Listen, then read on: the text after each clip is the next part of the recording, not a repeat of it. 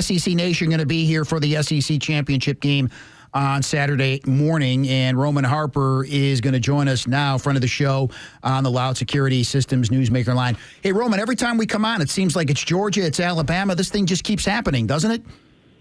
Well, that's the only time you guys like to talk to me. That's you don't not like true. to talk about anything else. That so is not it's true. Fine. It's fine.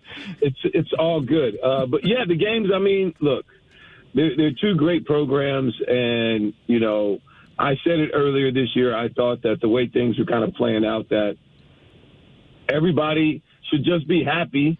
If you haven't won an SEC championship in the last 25 years, don't try and win one this year. Just go to the playoffs. And that's what it kind of seemed to what happened. Alabama and Georgia playing the SEC championship game once again.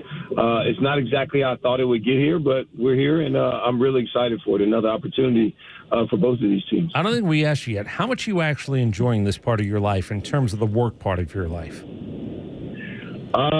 You know, it's different.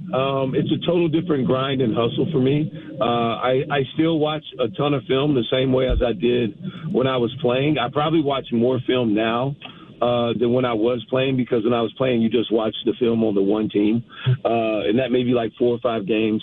And just really the defensive side. Now I watch both sides of football. I watch all SEC games every single week, and then some on top, just to try and have a understanding of what's going on around college football. So I watch way more tape now than ever, and I kind of, you know, but it's fun because I get to talk football. I'm around it all the time, and the wins and losses don't affect me emotionally like they used to. So for me, I'm in a better place, but you know, if I was watching less football, I'd be better at golf. I know that. All right, but it's a pride factor also that you have to go on. My guess is you have 80% of stuff you'll never bring up, but you're over-prepared. I really am asking, do you find yourself aggravated at times when you see people in a similar job as yours and you go, what's that guy talking about? There's no way he watched any of that stuff. You know, I talked to somebody about this yesterday. They asked me about my job, and I was like, you know, I really enjoy it, but it is this sense of emptiness that is being on TV, because some guys I feel like are just caricatures. You know, they're just out there faking and saying all these loud things, trying to go viral. And I'm literally like, dude, they don't know that. And it's a difference. And I try not to come across as that person as like, well, I play till you don't know. Because I want to make sure everybody's opinion is valued. But some things that are said absolutely mean absolutely nothing in terms of football or inside of a locker room. And I'm just fortunate and blessed because I've lived that life. I know the things that matter inside of a locker room are what players are looking for. And I was also the same player in person that never wanted to get into the media because I thought the media was a dark side, and that all they did was take my words and try and misconstrue them or build up their own narrative to what they were trying to sell or put out there. So, and I never wanted to be that person or be a part of it. And now I look at myself and I'm like, dude, you work for the media now. Like, but it pays the bills. And I just, you know, it still bothers me that I say that I do that. I don't like saying that I work for the media, but it's part of my job. And yeah, I try and keep it as real and as straight as possible. So I stay true to myself, and I don't say anything. I've never had anybody tell me what to say. I don't really sugarcoat it. I tell it exactly how it is. Some people don't like it, but all fans can at least appreciate it because at least I'm honest and I'm going to tell you exactly how it is. Yeah, we talked to Mike Golick Sr. about that yesterday. I asked him, do you ever get blowback from Notre Dame fans? Because you're honest, David Pollack catches blowback from Georgia fans from time to time. Is that something that you find yourself in, a situation like that from time to time because you're honest? Yeah, but I don't ever check Instagram or Twitter. Like, I tweet something and I never look at the responses. So, like, I don't even care. It's like throwing a grenade in the room, closing the door, and never looking back. So that's kind of who I am as a person. I stopped looking at the Twitter comments and mentions when I was playing football, and people would come at me after the game. And then I actually responded one time, and the person was like, dude, I'm just a troll. I didn't think you'd actually respond. At that point, I was like, you know what? You're right. Why am I even worried about those things? Just stay true to myself and the people like who are on my board of trustees or like the board of people I actually trust. If they're not telling me I should be trying to do something differently, then I really don't need to worry about it and continue to just do myself. Like, God's taken good care of me so far, and I don't think he's going to let me down if I continue to stay on the right path. All right, here's what I respect. I believe there are some guys to get TikTok famous Snapchat famous, TV famous. They're willing to play that debate game. You take that side, I'll take this side, and we're going to go do 10 minutes of TV. There are handfuls of guys that I respect enough that would not do that. I think a guy like you would tell somebody to get the hell out of the room, go pitch that to somebody else, because I'm not about to do that. Yeah, I see all these shows now. Like, I think it's hilarious. Like, I was talking to Paul Feinbaum the other week, and I saw him and Stephen A. on One Morning to Get Up. And I'm like, Paul, how do you deal with that? Like, I mean, Stephen A. really getting worked up. And I'm like, it's not even that serious. But, yeah, but that's what a lot of people have really gotten into because it gets clicks. Stephen A's really, really talented and really good at what he does, with all respect. I just know, like, that segment seemed to kind of go haywire. And I was like, dude, I didn't think it was that serious. And when you speak loud, that doesn't mean you're more right. I think that's the thing that a lot of people think is what's cool nowadays. It's like, oh, just because you raise your voice doesn't mean you're right or that you know more than me. And to be 100% honest, and I'm probably going to get in trouble with this, but I say that to my wife at times. Like, dude, I'm right here. Like, you don't have to yell. Like, my ears still work. And so I don't need you to say it any louder. I understand you. And just because you say it louder doesn't mean you're more right. Those are the things that you still got to be able to get across to people. And I also learned working in this media space that sometimes less is more. Like, you can sit up here and talk for a minute and a half and this, that, and the other. I'm going to say about 2 or 3 sentences, and the people that are listening like, ooh, I agree with what he said. Sometimes it's that simple. Roman Harper from the SEC Network, SEC Nation, going to be here for that SEC championship game that you can hear on the Fan, 4 o'clock kickoff on Saturday afternoon. Roman Harper with us on the Loud Security Systems Newsmaker line. So, injuries aside, I know there's a lot of injuries in this game, so it's not easy to say. But when you're at this point in the season, there are no secrets, right? It's just about execution. No, I wouldn't say that. It's still things that can be done. That teams are not looking for or ready for, especially when these two teams have already matched up once previously. So, you want to take that first film, try and get some things corrected. But I know, honestly, this game was played so far early in their season. I think Georgia's in a better place defensively than when they these teams first met. Especially in the secondary, Georgia's covering guys much, much better than they were early in the season versus Tennessee, versus Alabama, versus some of these other teams that they struggle with early in the season covering guys. I think Mississippi State defensively in the secondary is in a much better position this time around. And hopefully that does bode well for them because Alabama doesn't run the ball that particularly well. They did run the ball 400 yards versus Georgia early in the season. And it wasn't because they were great at it. They weren't dynamic, but they were steady. Just a steady dose of the run game just to keep you honest enough to be able to get the position and the guys in position at the wide receiver's position versus Georgia's secondary so I can make those plays. We like that matchup. So that's what Alabama's mindset was, and it worked for them. They got out to a great start, winning on third down. Georgia couldn't get off the field. And I wrote down in my notes after that game, I would love to see these two teams match up again because of all the adjustments that Georgia made in the second half and how it started to work and slow down the offense of Alabama. But we're going to see. This is a game that it not only comes down to the X's and O's and on the field, the execution, but, the mentality of this game. Georgia, I know they want to talk about how confident they are. It's a different team, but they have not beaten Alabama. And so beating Alabama is just what Alabama does. And sometimes that's a mentality. I talked to you guys about this when I was going to Mississippi, about how, when I played for the New Orleans Saints, we lost to the Falcons. I hate it's a sore subject. Same thing with Tampa Bay. We didn't lose to that team that many times. So the mentality going into the game is it doesn't matter how it starts. Whether we get up 25 or we're down 15, we're going to win the game. It doesn't matter. And versus teams that you don't win that many games against, is it always in the back of your head, oh, man, when is it going to happen? Or the first time you're up and the bad play happens, okay, this is when it starts to turn. And I think that's human nature, and I don't think anybody can deny that. I don't want to make this sound like, sports talk guy asking a question and trying to look for just a simple answer. So I don't know if I'm going to word it right. What happened to Ryan Williams? What's happened or what's going on that I don't really understand or see where sort of his his presence isn't at least what I thought it was going to be this year after last year? Yeah, I totally. It's a good question. It's not like it's something that a lot of people are asking or wondering. I would tell them to cut the tape on. Ryan Williams is not running. It's a reason why Tyreek Hill is a threat or considered a threat or a good wide receiver. Is because he's fast. But he runs fast all the time. All of his routes are fast. He threatens you with speed. Ryan Williams is too fast of a player to not look fast all the time. And so when you're not running routes to the pace or the speed in which I think you should be running, or that you're not standing out and kind of growing. And look, it's weird. And you also got young guys around him that are better. Isaiah Horton is playing really well. Jeremy Bernard has really stepped his game up. Latair Brooks, the true freshman, is playing really, really well as a third wide receiver and a third option.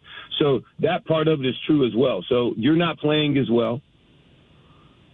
You got young people and other players around you that are playing better in the same position. The reps get cut. It's only so many guys we're going to put out on the field at one particular time. And so that's what I see right now. And just to be flat out honest with you, he's dropping the ball too much as well. You can't drop the ball, too. You're a wide receiver. So he's had a lot of drops.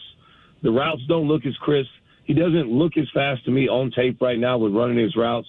So for me, it's a lot of other questions and things going on. And the thing I do appreciate is that you haven't seen him act out on the field. You haven't seen him throw his hands up, complain about not getting the ball. You haven't heard anything. I think that's another reason why you're asking questions. Like, he's not getting the ball, and nobody's telling me anything. He's not complaining. He's not asking questions. It doesn't seem to be affecting the team.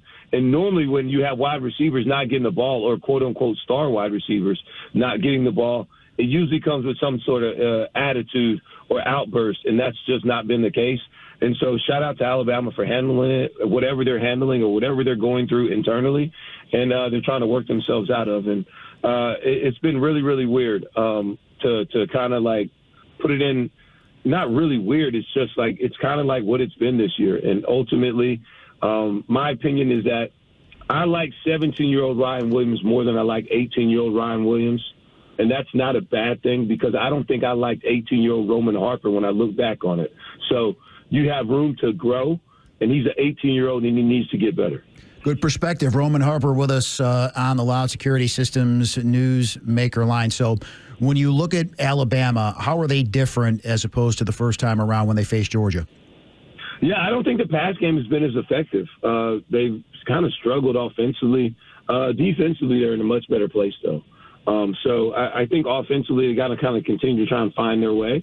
Kind of a tough week to try and do it versus Georgia, but we're going to see. And because they have all the talent in the world to be able to do it. And also, can they block? Can they hold up versus Georgia's defense that's all of a sudden starting to create a little bit more pressure on the quarterback, getting to the quarterback just a little bit more. They're covering better in the secondary, like I said. So it's going to be a tough matchup, Alabama's offense versus Georgia defense, because Georgia defense is in a better place. But can Georgia take advantage of some of the things that they had success with doing versus Alabama the first game? I don't think they're going to be able to run the football for 8-9 yards a pop. A lot of that stuff just kind of happened with particular players not being in the same position. They kind of replaced some of those players as the seasons progressed. And so they're shoring up some things defensively. And Alabama's defense is very, very opportunistic. That's just kind of what they do. Kind of bend, don't break, but really good statistically at times at getting stops on third down, stopping you on crucial downs, and then forcing turnovers ultimately.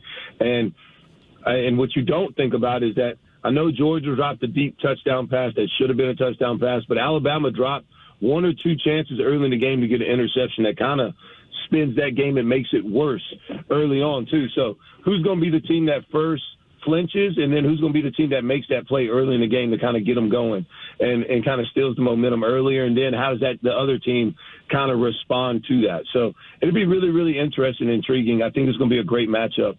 And really looking forward to it. But I think Alabama defensively, if to answer your question specifically, the defense of Alabama is what's really changed. You got Yonsei Pierre, the defensive lineman, the edge player, who's now becoming one of the better edge defenders in the league. And he was not a guy that played a lot early in the season. And he's been a guy that's really stepped in and done those things. Dijon Lee, the true freshman corner, is another player, 6'4", really big, rangy kid. He's another kid that's playing a lot more, that's making more plays for them.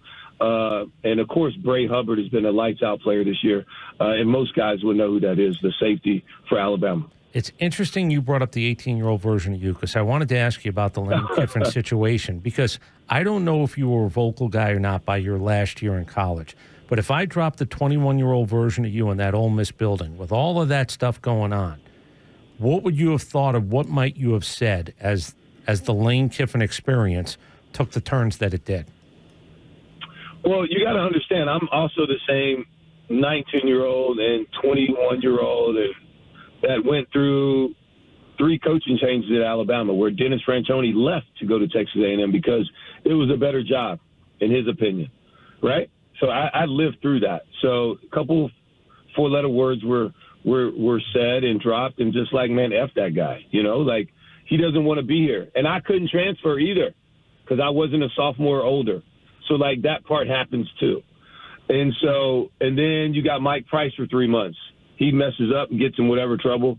Then I got Mike Shula come in after that. So, I dealt with coaching change. It's not a good thing.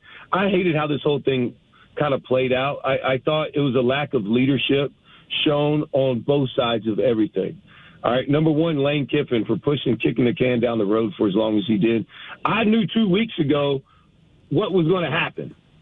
That Lane was leaving. I knew 2 weeks ago, and I haven't talked to anybody. But I could have told you he was leaving, okay? All right, so the lack of leadership, what does that really mean, right? I think that's just a term you can just throw out there. For me, good leadership is the ability to be transparent with your people that you work with or that you lead. So it was a lack of transparency on Lane's thing, for sure. Ownership, right? There was a lack of ownership. The whole time, all you've heard is Lane talk about everybody else telling him what he should be doing, how the scheduling is just so unbeneficial to him.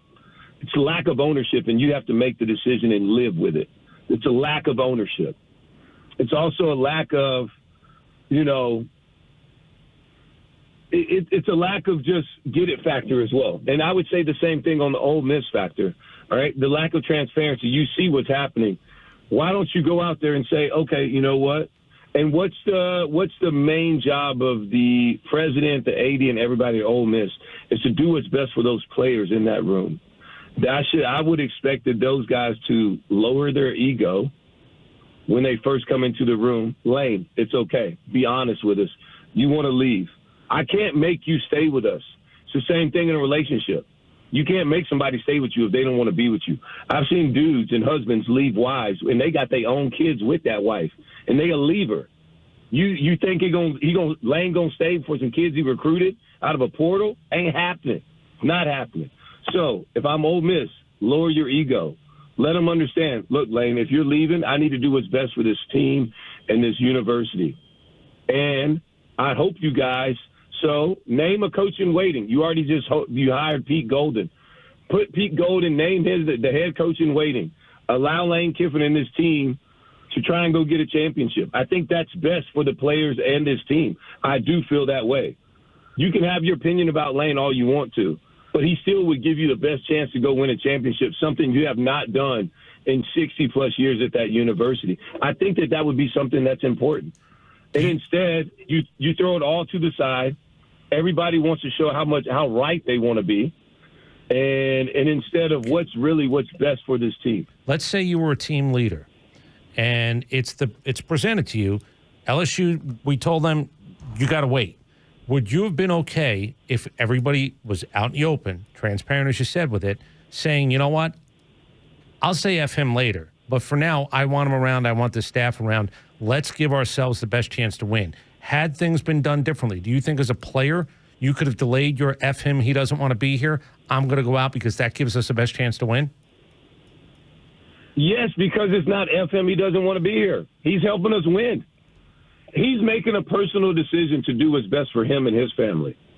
You can't be mad at anybody for that. That's like me being mad if one of my teammates leaving free agency. Like, I can't be mad at that.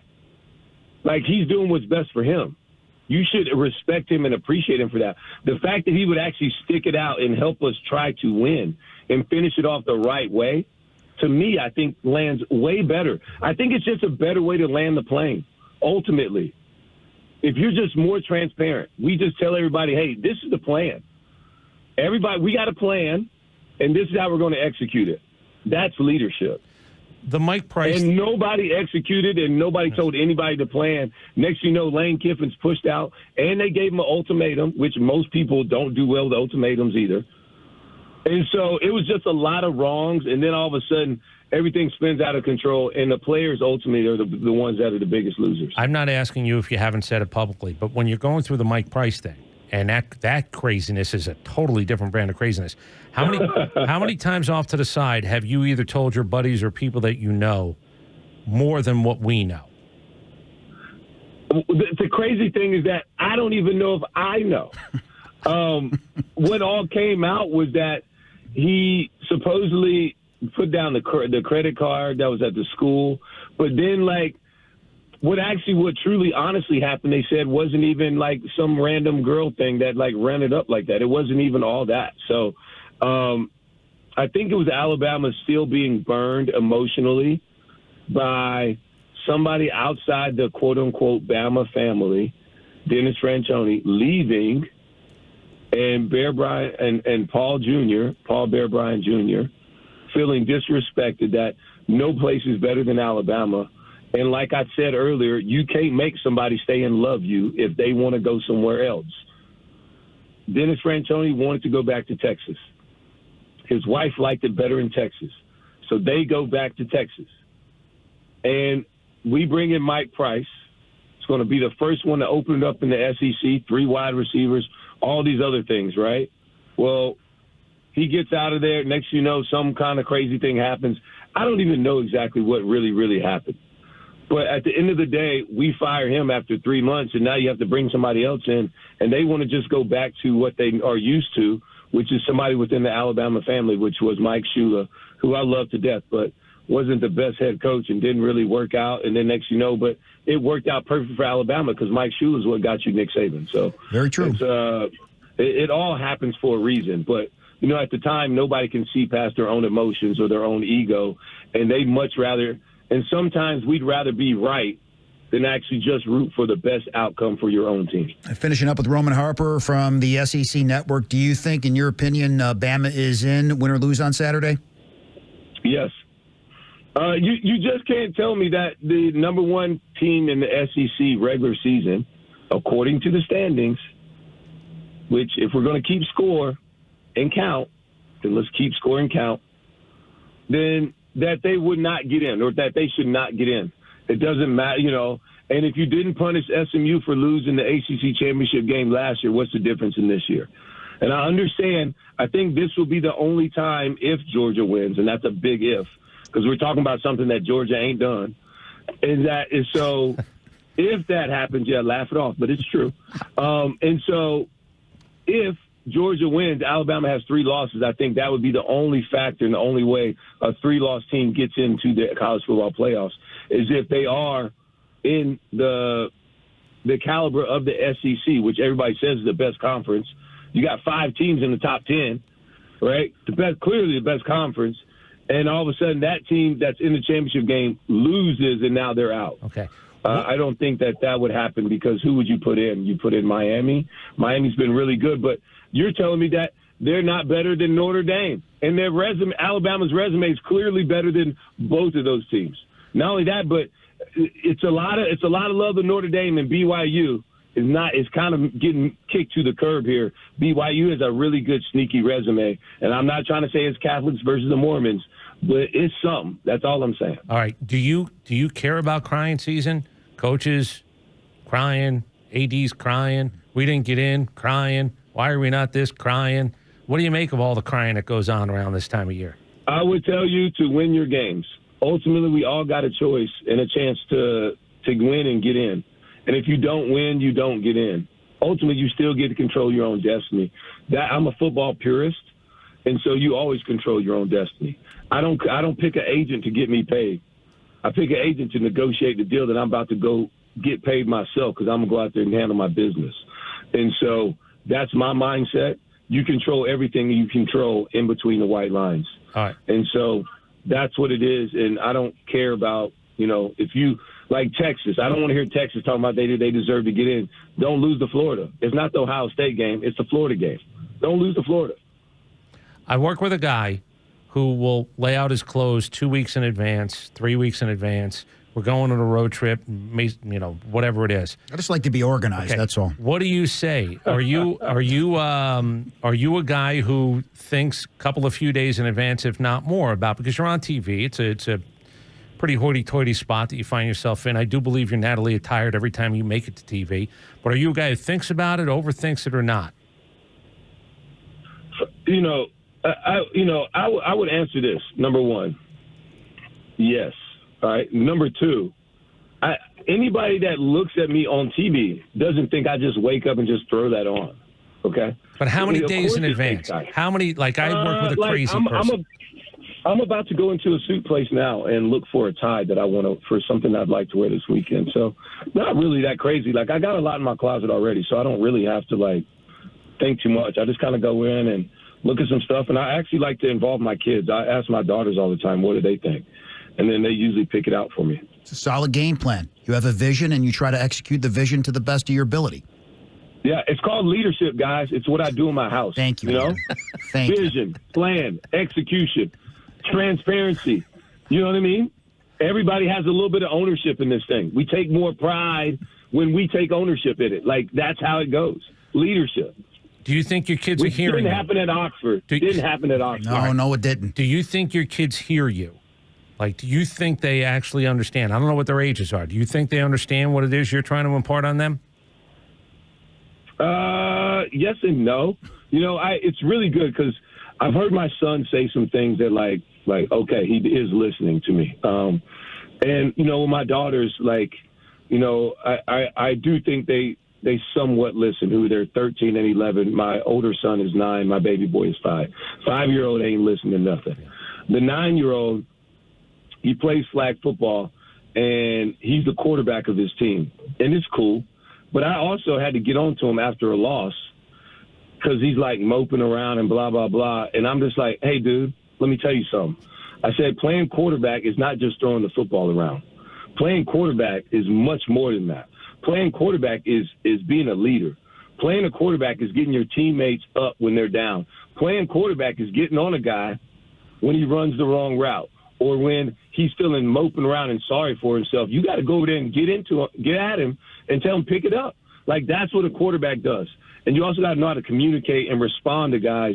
And when things are going crazy and madness, you have to be a calming factor as well. You can't add to the madness. That's what a quarterback is. Quarterback is the person that everybody looks to when things are down and we got a fourth quarter drive and you come into the huddle and you get them going. That's what it is. And so it's way more than that. And so I've seen him mention that multiple times about, what quarterbacks should be doing or he's being a good quarterback by doing this, that, and the other. So for me, my son is listening, and I definitely know my younger daughter's listening. My oldest daughter, I don't, that's hit and miss at times. That's it. The kids have their own personalities. Roman Harper, always great to have you on. I promise the next time you come on, it won't be Georgia and Alabama. It will be for another reason. Yeah, it'll be something about the Falcons, which, golly. I know I'm not supposed to bring it up, but that was a tough one this past weekend, guys. That was tough. Well, it goes back to what you said. I think that, better teams find ways to win. They believe in one another, and it's the polar opposite of what you talked about earlier. Hold on. You don't think... No, he's right. I know you don't think it was tough. You don't think this is you believe the Atlanta Falcons got what they deserved is basically what you are saying. Who, me? No, I mean, it was like a tough loss. Dude, I thought it was going to be a little bit okay, Kirk Cousins time, and it just, no, it didn't. And this team's been really up and down. You guys show flares and flashes of good, and then it's not. And it's been, it's been real hit and miss. Do you think do you think Raheem Morris, at an exit interview for the end of the year, do you think he has a right to pitch himself to be back next year? What you've seen or what you know? Isn't this his first year or second year? Second. I think, yeah. So, I'm a believer in trying to let things have time, especially in the NFL. Because first of all, the roster flips over 60% every year. So that's one thing. That's turnover. That's part of it. Having the same messaging within the same room. And you guys didn't help yourselves out by paying Kirk Cousins and then drafting a quarterback in the same time either. That's already conflict of issue. Like, how am I going to, say, ask one girl, will you marry me, and then go out on a date a day later? It's like, what are we really doing? Like, you need to pick something. And I know the wife is older, with all due respect, and the girlfriend may be younger, but that don't mean I need to pick up a girlfriend that fast. That ain't it. So I didn't like that when Atlanta first did that. And then, Drake London's been a good pick. The tight end situation, he was great at Florida. So, a lot of people have got that wrong. And, the running back, Bijan, is awesome. But it's also like you guys just have not been a complete team in winning. Like, you got to find ways to win tight games. And then all of a sudden your kicker, Younghoe Koo, was great for years, and all of a sudden he hasn't been the same. He stubbed his toe this past week. He said he did it on purpose. I don't believe that. That play was actually hilarious. Never seen that, and I don't say that a lot of times. I've seen a lot of things in football. That is not one. So it's Atlanta's been it's been hamstring. It's been cursed, dude, for real. And I don't want to call you guys cursed, but it's tough being an Atlanta fan. It really is. I work with Atlanta fans, and I feel bad for them. Listen, big picture, we could be part of the problem. Who knows? Roman Harper, thanks for coming on. We'll talk soon. Enjoy the game on Saturday. All right, man. Appreciate it, fellas. Thank you.